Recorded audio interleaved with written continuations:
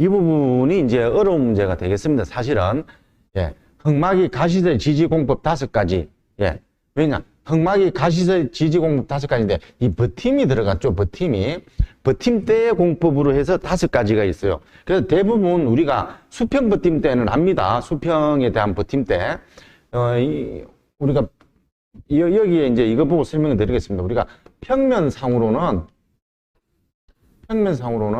우리가, 이렇게 D장을 설치를 하고, 이렇게 버팀대를 설치를 합니다. 이렇게 버팀대를 설치를 합니다. 그리고 여기도 이렇게 설치를 하고요. 예, 이렇게 되겠습니다. 평면상입니다. 그래서 이제 버팀대를 수평으로 설치하는 거, 이 부분하고 이 부분은, 이 부분이 버팀대가 되는 거고, 경사 버팀대는 코너부에, 얘가 코너잖아요. 코너부에 설치하는 게 우리가 경사 버팀대가 되겠습니다. 근데 이제 경사 고임대라고 하면은 뭐를 이야기하느냐? 요 이쪽 경사 고임대. 이 부분에 대해서 우리가 흑막이 벽에 대해서 배면이잖아요. 이렇게 이제 되지 않습니까? 그럼 얘가 앞으로 넘어오니까 수평으로 이렇게 설치하는 거는 얘나 같은 의미가 되는 거고요. 그래서 이거 대신에 또 현장에서는 이렇게 사방향으로 설치를 해서 콘크리트 타서 넘어지지 않도록 설치를 합니다. 이 부분이 경사고임대가 되겠습니다. 그래서 경사고임대, 레이커 뭐 이렇게도 이야기를 합니다. 이렇게 경사방향으로 설치를 합니다. 그리고 이제 우리가 L치형광 버팀대, L치형광 버팀대란 보통 대부분 L치형광으로 설치를 하죠. 우리가 L치형광으로 설치를 하는데 가끔 가다가 우리가 강간 버팀대를 설치를 합니다. 강간. 이 부분이 L치형광으로 설치를 하는데 이 부분을 우리가 강간으로 설치를 합니다. 왜 강간으로 설치하느냐 하면은 이 L치빔을 설치를 하면은 얘가 이렇게 횡방향이라고 그러죠. 비틀림이 생겨요. 이렇게 압축을 하니까 비틀림이 생기는데 광관은 여기나 강도가 똑같기 때문에 이 비틀림이 안 생깁니다. 그런 게 비틀림 자굴이라고 하죠. 횡자굴, 비틀림 자굴 이렇게 이야기하는데 이 버팀 이렇게 H형광은 발생이 되는데 이 원형 강간은 비틀림이 없기 때문에 우리가 안전성이 훨씬 높습니다. 근데 사람들이 올라가서 작업하기는 작업성은 나빠요.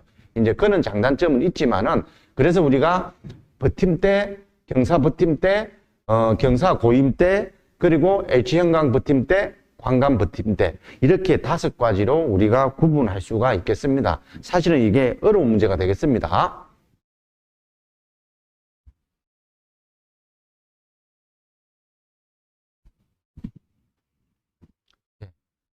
그리고 우리가 산업안전보건에 관한 규칙상 구축물 등의 구조함, 검토, 안전진단 등의 안전성 평가를 하기 위한 미리 제거할 경우 5가지. 사실은 이런 부분은 산업안전보건에 관한 규칙을 많이 공부를 안 하고는 풀 수가 어려운 문제예요.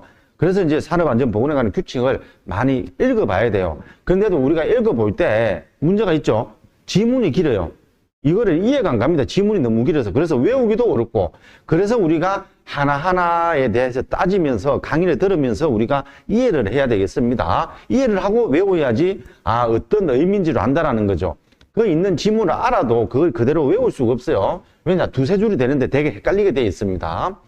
여기 한번 보겠습니다. 구축물, 시설물의 인근에서 불착 항타 작업을 할 때 침하 균열이 발생하는 경우 이 부분을 말하는 거죠. 우리가 집안에 이 구조물이 있어요. 구조물이 있는데 여기서 우리가 강간 파일을 항타를 해서 박으면은 여기에 영향을 주는 거죠. 그래서 여기에 이제 치마나 균열이 갈 경우에 노후빌라에 균열이 갈 경우에 우리가 안전성 평가를 해야 된다라는 거예요. 안전진단 등의 안전성 평가를.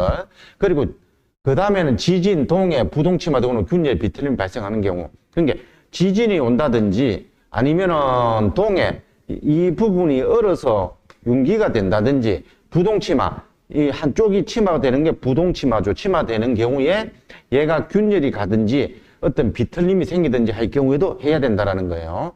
그 다음에 이제 건축 구조물 기타 시설물에 대한 무게, 적설, 풍압. 결국 이거죠. 자체의 무게.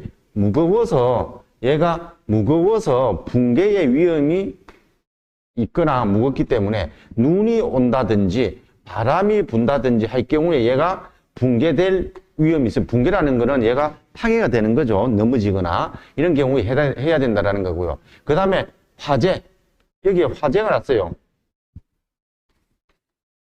화재가 나면은 이 안에가 이 구조물이 화재 때문에 내하력이라는 거는 얘에 대한 강성이 낮아지는 거예요. 그래서 이제 어떤 안전에 대한 영향이 있을 때 우리가 저하됐을 때 우리가 안전성 평가를 해야 된다라는 겁니다. 그래서 오랫동안 구조물을 사용하지 않으면은 다시 사용하려면 안전성 검토를 해야 되는 거죠. 그 부분을 이야기하는 거죠. 그 다음에 이제 주요 구조부에 대한 설계 시공 방법을 변경하는 경우, 어떤 우리가 신설 구조물을 하든 기존 구조물이든 주요 구조부를 가지고 이런 구조물 기둥이나 슬래브를 변경을 하는 경우에는 안전성 검토를 해야 된다라는 거예요.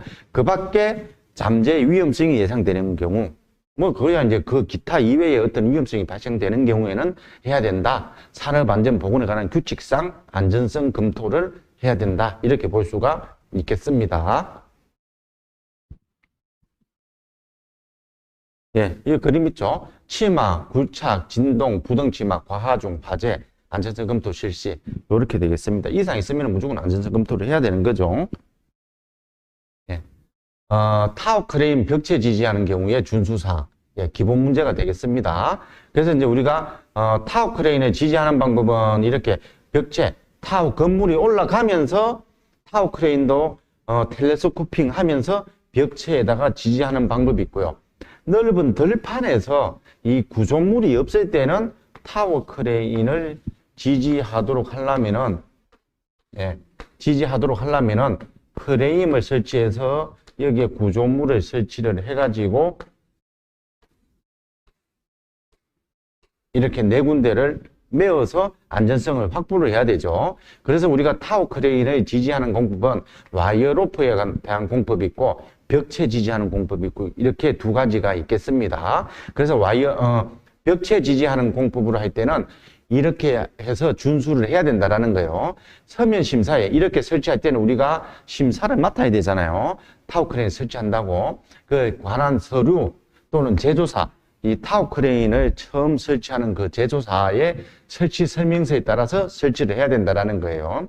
그리고 건축 구조, 건설 기계, 기계 안전, 건설 안전 기술사 또는 건설 안전 분야의 산업 안전 지도사가 있네요. 우리가 이제 따고자 하는 거요. 확인을 받아서 설치하면 된다라고 합니다.